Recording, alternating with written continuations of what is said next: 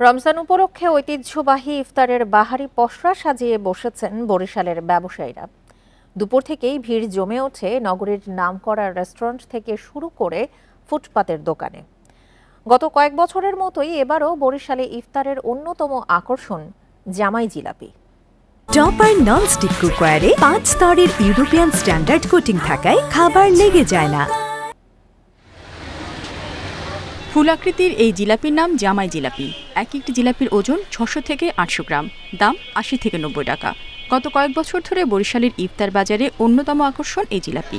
নগরীর বগুড়া রোডে নাজিমস ইফতার বাজারে তাই দুপুর থেকেই লেগে থাকে ভিড়। বগুড়া রোড ছাড়াও সদর রোড, বটতলা, আলীকান্দা সহ বিভিন্ন এলাকায় নামকরা রেস্টুরেন্টে আছে ইফতারের আয়োজন। ফুটপাতের দোকানেও বসে জমজমাট ইফতার বাজার। জিলাপি, ফিরনি, চিকেন পুলি, শাহি জর্দা, বোরহানি, ঝালপুরি সহ নানা আইটেম মেলে ইফতারে।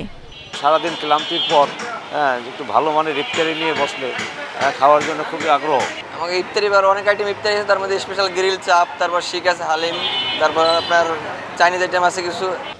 এদিকে ইফতারির মান ও দাম তদারকিতে প্রথম রোজা থেকেই মাঠে আছে ভোক্তা সংরক্ষণ অধিদপ্তর ও নিরাপদ খাদ্য বিভাগ। রমজানে মানুষকে স্বস্তি দিতে তাদের অভিযান অব্যাহত থাকবে। ইতিমধ্যে লক্ষ্য করেছি জিলাপিতে হাইড্রোস নামক একটা কার্সিনোজেনিক মেশানো হয় এবং বিভিন্ন পোড়া তেল বারবার ব্যবহার করার কারণে মানুষের হৃদরোগ থেকে নানা ধরনের ঝুঁকিতে আক্রান্ত হয়। তো আমাদের যে মোবাইল ল্যাবরেটরি আছে এবং যে কিট আছে সেটা দিয়ে আমাদের পবিত্র মাহে রমজানে পুরো মাসব্যাপী আমরা এটা নিয়ন্ত্রণ করার চেষ্টা করব। ইফতার সামগ্রী কিনতে অনেক অভিভাবকের সাথে আসেন শিশুরাও। পছন্দের ইফতার কিনতে তাদের উৎসাহ যেন রমজানের আনন্দকে আরও বাড়িয়ে দেয়। Independent news.